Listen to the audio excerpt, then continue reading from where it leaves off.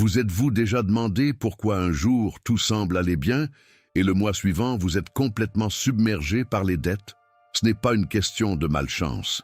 C'est un processus invisible qui se construit jour après jour. Et quand vous le réalisez, il est souvent trop tard pour l'arrêter facilement. Le chaos financier ne commence pas avec une grosse dépense imprévue. Il ne commence pas non plus le jour où vous perdez votre emploi ou devez payer une urgence médicale. Le coding, véritable début du désastre financier, se produit bien avant tout cela. Il commence dans les petits choix quotidiens que vous faites sans y penser, dans les micro-décisions que vous prenez par automatisme, par habitude, ou simplement parce que vous croyez que vous avez le contrôle. La vérité, c'est que personne ne se réveille un matin en se disant qu'il va détruire ses finances. Personne ne planifie consciemment de vivre endetté, stressé, incapable de dormir à cause de l'argent. Et pourtant, des millions de personnes vivent exactement cette réalité. Pourquoi? Parce que le point de rupture financier est silencieux. Il ne fait pas de bruit, il n'envoie pas d'alerte. Il s'installe progressivement comme une fissure invisible dans un mur, jusqu'au jour où tout s'effondre. Le point de rupture commence le jour où vous dépensez plus que ce que vous gagnez, même si ce n'est que de quelques euros. Ce jour-là, vous ne le remarquez pas.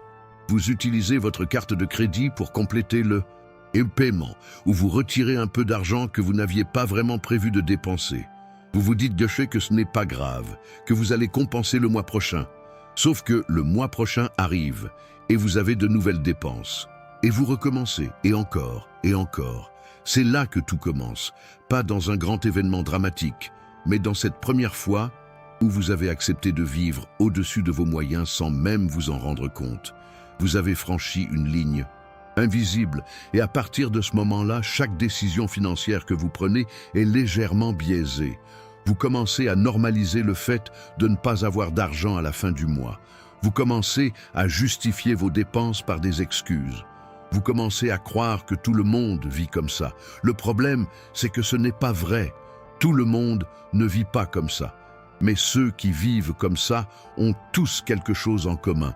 Ils ne savent pas exactement où part leur argent. Ils ont une idée générale, bien sûr. Ils savent qu'ils paient le loyer, les courses, les factures. Mais les détails, les petites dépenses, les abonnements oubliés, les sorties imprévues, les achats en ligne qui semblent insignifiants, tout ça disparaît dans un brouillard financier que personne ne prend la peine de clarifier. Et c'est exactement ce brouillard qui crée le chaos. Parce que sans clarté, il n'y a pas de contrôle. Et sans contrôle, il n'y a que l'illusion de stabilité. Vous pensez que tout va bien parce que vous payez vos factures. Vous pensez que vous gérez parce que vous n'êtes pas encore en découvert. Mais en réalité, vous êtes déjà en train de glisser.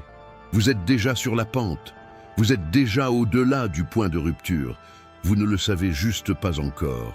Le véritable danger du point de rupture, c'est qu'il est rétrospectif. Vous ne le voyez qu'une fois qu'il est dépassé.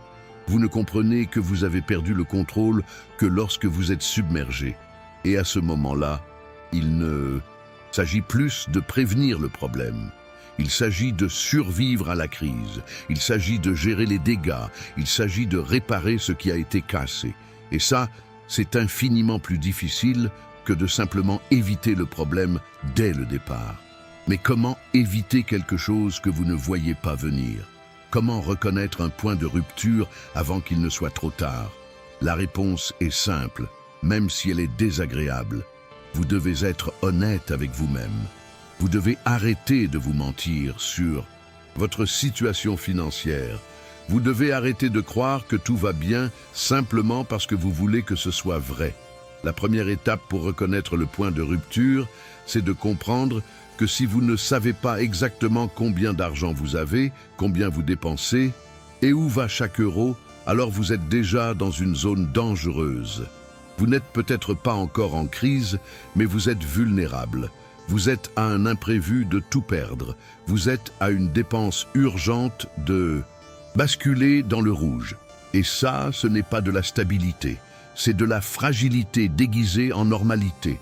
Le point de rupture se manifeste de différentes manières et il est important de savoir les reconnaître. Parfois, c'est cette sensation constante que vous n'avez jamais assez d'argent, même si vous travaillez dur et que vous gagnez un salaire correct. Parfois, c'est cette habitude de vérifier votre compte bancaire avec anxiété, en espérant qu'il reste assez jusqu'à la fin du mois. Parfois, c'est cette incapacité à dire non à une sortie, à un achat, à une dépense, parce que vous ne voulez pas avoir l'air de quelqu'un qui a des problèmes d'argent. Toutes ces situations sont des signes que vous avez déjà franchi le point de rupture ou que vous êtes dangereusement proche de le faire. Et le plus tôt vous le reconnaissez, le plus tôt vous pouvez agir. Parce que oui, il est possible de revenir en arrière. Il est possible de reprendre le contrôle. Mais seulement si vous acceptez d'abord que vous l'avez perdu. Une des raisons pour lesquelles le point de rupture passe inaperçu, c'est que notre cerveau est câblé pour minimiser les problèmes financiers. C'est un mécanisme de défense psychologique.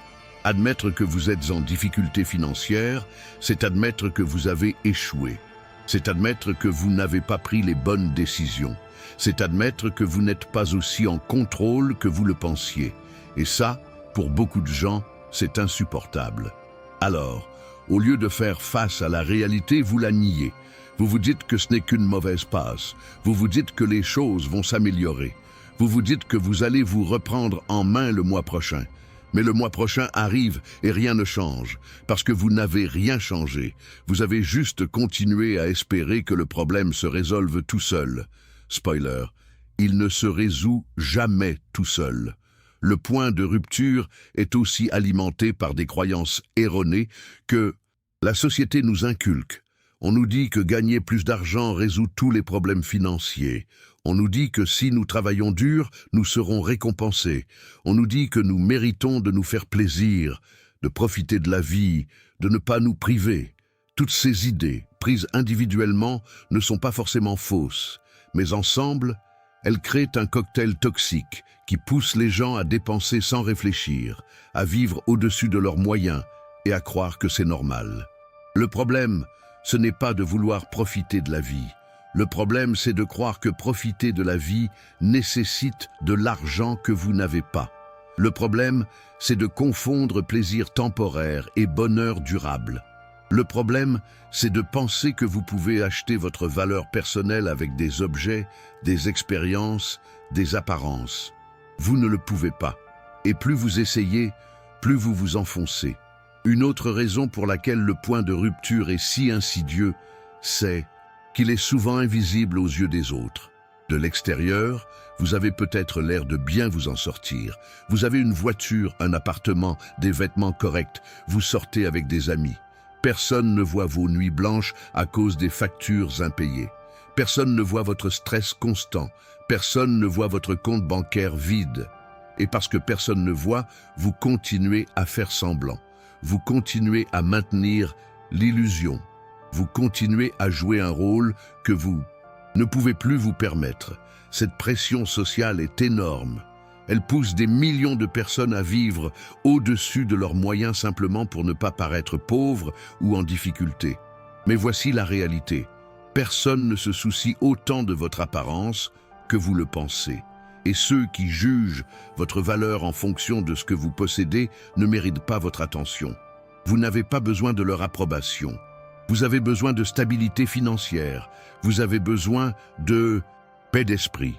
Vous avez besoin de contrôle sur votre propre vie. Le point de rupture financier est également lié à un manque total de planification. Beaucoup de gens vivent au jour le jour sans jamais penser à ce qui pourrait arriver demain. Ils ne mettent rien de côté, ils n'ont pas de fonds d'urgence, ils ne prévoient rien. Et quand un imprévu arrive, et il arrive toujours, ils sont totalement pris au dépourvu. Ils doivent emprunter, s'endetter, demander de l'aide. Et chaque fois que ça arrive, le point de rupture s'enfonce un peu plus profondément. Vivre sans planification, c'est vivre en mode réactif. C'est subir la vie au lieu de la diriger. C'est laisser les circonstances décider de votre avenir financier au lieu de le construire vous-même. Et c'est exactement ce qui mène au chaos. Parce que sans plan, il n'y a pas de direction. Et sans direction, vous errez. Vous dépensez sans but, vous gagnez sans savoir pourquoi, vous vivez sans vraiment comprendre où vous allez. Alors, comment sortir de cette spirale? Comment éviter le point de rupture ou comment revenir en arrière si vous l'avez déjà franchi? La première chose à faire, c'est de prendre conscience de votre situation réelle, pas celle que vous voulez voir, pas celle que vous montrez aux autres, celle qui existe vraiment. Cela signifie regarder vos comptes bancaires, même si c'est effrayant. Cela signifie lister toutes vos dépenses, même si c'est déprimant. Cela signifie admettre que vous avez perdu le contrôle, même si c'est humiliant. Cette prise de conscience est douloureuse, elle est inconfortable. Elle vous force à confronter des vérités que vous avez peut-être évitées pendant des mois ou des années, mais c'est le seul point de départ possible. Vous ne pouvez pas résoudre un problème que vous refusez de voir. Vous ne pouvez pas réparer ce que vous niez. Vous devez d'abord accepter la réalité, aussi dure soit-elle. Une fois que vous avez accepté où vous en êtes, la prochaine étape est de comprendre comment vous en êtes arrivé là. Quelles décisions vous ont mené à ce point? Quels comportements avez-vous répétés encore et encore? Quelles croyances avez-vous suivies sans les remettre en question? Ce n'est pas une question de vous blâmer ou de vous culpabiliser. C'est une question de comprendre le mécanisme pour pouvoir le changer. La plupart du temps, le point de rupture est causé par une combinaison de plusieurs facteurs. Un manque de conscience de vos dépenses, une incapacité à dire non, une tendance à vivre au-dessus de vos moyens, une absence de planification et une croyance erronée que les choses vont s'arranger toutes seules. Ces facteurs se renforcent mutuellement, créant un cercle vicieux dont il est difficile de sortir. Mais pas impossible. Pour briser ce cercle, vous devez commencer par les bases. Et la base numéro 1, c'est de savoir exactement combien d'argent entre et sort chaque mois. Pas une estimation, pas une idée vague, des chiffres précis. Cela signifie suivre chaque dépense, aussi petite soit-elle. Cela signifie avoir une vision claire de votre situation financière à tout moment. Cela signifie arrêter de vivre dans le flou et commencer à vivre dans la clarté. La clarté est la première arme contre le chaos financier. Quand vous savez exactement où vous en êtes, vous pouvez prendre des décisions éclairées. Vous pouvez choisir consciemment où va votre argent au lieu de le laisser disparaître sans comprendre. Vous pouvez reprendre le contrôle. Et avec le contrôle vient la stabilité. Et avec la stabilité vient la paix. Ensuite, vous devez apprendre à vivre en dessous de vos moyens. Pas à la limite, pas pile au niveau de ce que vous gagnez, en dessous. Cela signifie dépenser moins que ce que vous gagnez et mettre la différence de côté. Cela signifie créer une marge de sécurité. Cela signifie vous préparer aux imprévus au lieu de les subir. Cela signifie construire une base solide sur laquelle vous pouvez vous appuyer. Vivre en dessous de ses moyens n'est pas synonyme de privation. C'est synonyme de liberté. C'est la liberté de ne pas avoir peur du lendemain. C'est la liberté de pouvoir dire non à une dépense sans culpabilité. C'est la liberté de ne pas dépendre du crédit pour survivre. C'est la liberté de construire un avenir au lieu de simplement survivre au présent. Un autre aspect crucial pour éviter le point de rupture, c'est de développer une relation saine avec l'argent. Pour beaucoup de gens, l'argent est une source de stress, de honte, de culpabilité. Ils le voient comme un problème à gérer, pas comme un outil à utiliser. Ils ont peur d'en manquer, alors ils ne savent pas comment le gérer quand ils en ont. Ils ont peur d'en parler, alors ils ne demandent jamais d'aide. Ils ont peur de le perdre, alors ils ne prennent jamais de décision réfléchie. L'argent n'est ni bon ni mauvais. C'est un outil, et comme tout outil, il peut être utilisé pour construire ou pour détruire. Tout dépend de la manière dont vous l'utilisez. Si vous le voyez comme un ennemi, vous le combattrez. Si vous le voyez comme une ressource, vous l'utiliserez. La différence entre ces deux perspectives détermine votre avenir financier. Il est également important de comprendre que le point de rupture n'est pas une question de revenus. Beaucoup de gens croient que s'ils gagnaient plus d'argent, tous leurs problèmes disparaîtraient. Mais ce n'est pas vrai. Il y a des gens qui gagnent des salaires énormes et qui sont endettés jusqu'au cou. Il y a des gens qui gagnent très peu et qui ont une épargne solide. Ce n'est pas ce que vous gagnez qui compte, c'est ce que vous faites avec ce que vous gagnez. Augmenter vos revenus sans changer vos habitudes de dépenses ne résout rien. Vous allez simplement dépenser plus. Vous allez ajuster votre style de vie à votre nouveau revenu. Et vous allez rester exactement au même point, sans marge, sans épargne, sans contrôle. Le point de rupture ne dépend pas de votre salaire, il dépend de votre comportement. C'est pour ça que la solution durable au chaos financier commence par un changement de mentalité. Vous devez arrêter de voir l'argent comme quelque chose qui vous échappe et commencer à le voir comme quelque chose que vous dirigez. Vous devez arrêter de réagir à vos finances et commencer à les gérer. Vous devez arrêter de subir et commencer à décider. Ce changement de mentalité ne se fait pas du jour au lendemain. C'est un processus. C'est une série de petites décisions conscientes qui s'accumulent avec le temps. C'est le choix de ne pas acheter quelque chose dont vous n'avez pas besoin. C'est le choix de regarder vos comptes même quand vous n'en avez pas envie. C'est le choix de mettre de l'argent de côté même si ce n'est qu'une petite somme. C'est le choix de dire non à une dépense sociale pour protéger votre avenir financier. Chacune de ces décisions peut sembler insignifiante sur le moment, mais ensemble, elles construisent quelque chose de beaucoup plus grand. Elles construisent la discipline, elles construisent la conscience, elles construisent le contrôle. Et avec le contrôle, vous pouvez éviter le point de rupture. Ou si vous l'avez déjà franchi, vous pouvez revenir en arrière. Revenir en arrière n'est pas facile. Cela demande du temps, de l'effort et une détermination constante. Mais c'est possible. Des milliers de personnes l'ont fait avant vous. Elles ont reconnu qu'elles avaient perdu le contrôle. Elles ont accepté leur situation, elles ont changé leur comportement et elles ont reconstruit leur vie financière à partir de zéro. Vous pouvez faire la même chose. L'important, c'est de commencer maintenant. Pas demain, pas le mois prochain, maintenant. Parce que chaque jour que vous passez à nier votre situation est un jour de plus où le point de rupture s'enfonce. Chaque jour que vous passez à ne rien faire est un jour de plus où votre situation empire. Le temps ne résout pas les problèmes financiers. L'action le fait. Alors, qu'est-ce que vous pouvez faire aujourd'hui? Vous pouvez commencer par regarder vos comptes. Vous pouvez noter vos dépenses de la semaine passée. Vous pouvez identifier une habitude de dépense que vous pouvez changer. Vous pouvez mettre de côté, même si ce n'est que 5 €. Vous pouvez faire un petit pas, un seul, mais vous devez le faire, parce que le point de rupture financier ne se résout pas en attendant. Il ne se résout pas en espérant.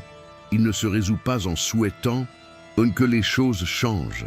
Il se résout en agissant, en prenant des décisions, en reprenant le contrôle, en refusant de continuer à vivre dans le chaos. Le véritable début du chaos financier, c'est le moment où vous avez arrêté de prêter attention. Le moment où vous avez commencé à croire que tout irait bien sans effort. Le moment où vous avez accepté de vivre sans clarté, sans plan, sans direction. Mais la bonne nouvelle, c'est que si le chaos a un début, il peut aussi avoir une fin. Et cette fin, commence avec vous. Avec votre décision de reprendre le contrôle, avec votre décision de ne plus accepter le flou, avec votre décision de construire quelque chose de solide. Vous ne pouvez pas changer le passé, vous ne pouvez pas effacer les erreurs que vous avez faites, mais vous pouvez changer ce que vous faites à partir de maintenant. Vous pouvez décider que vous ne franchirez plus jamais le point de rupture. Vous pouvez décider que vous ne laisserez plus jamais vos finances vous échapper.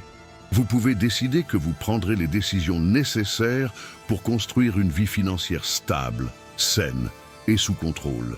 Le chaos financier n'est pas une fatalité, c'est le résultat de décisions ou de l'absence de décisions. Et si des décisions vous ont mené au chaos, d'autres décisions peuvent vous en sortir.